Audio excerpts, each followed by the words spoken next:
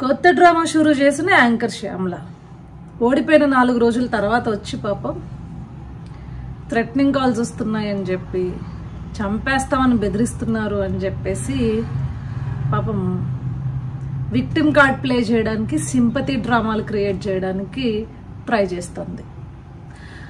అదేదో rave party గురించి ఏదో ట్రోల్స్ చేశారని గబగబా వెళ్ళిపోయి కంప్లైంట్లు ఇచ్చావు కదా, పరువు నష్టం దావాలు వేస్తా అన్నావు కదా.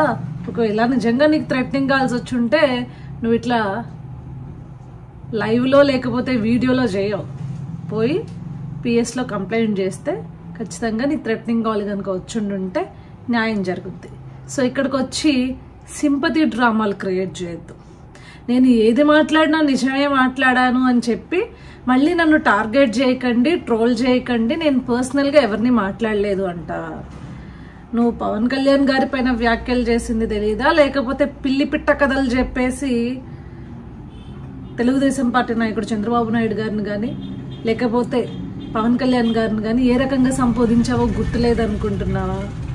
అన్నీ గుర్తున్నాయి. కాకపోతే కూటమి కార్యకర్తలు కంటే తెలుగుదేశం పార్టీ మరియు జనసేన కార్యకర్తలు ఎవరికి నిన్ను పట్టించుకునేంత టైం కానీ, నీకు సినిమా ఇచ్చేంత అంటే నీకు ఒక సీన్ క్రియేట్ చేసేంత తాకత్ కానీ నీకు లేదు. అది గుర్తుపెట్టుకో.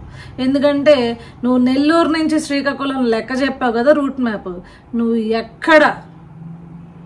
ఎక్కడ క్యాంపెయిన్ చేసినా అక్కడ చిత్తుగా ఓడిపోయింది కాబట్టి పెద్ద నిన్ను ఎవడు దేకాలని కూడా అనుకోవట్లేదు.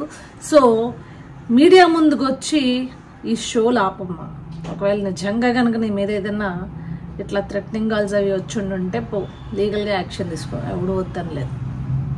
అదే కానీ అంతేగాని మా పార్టీ తెలుగుదేశం పార్టీ మరియు జనసేన పార్టీల దగ్గర నుంచి ఇట్లా కార్యకర్తల దగ్గర నుంచి ఇట్లాంటి కాల్స్ వస్తున్నాయని చెప్పేసి మీడియా ముందుకు వచ్చి సొల్లు పురాణాలు చెప్పి డ్రామాలు చేయొద్దు.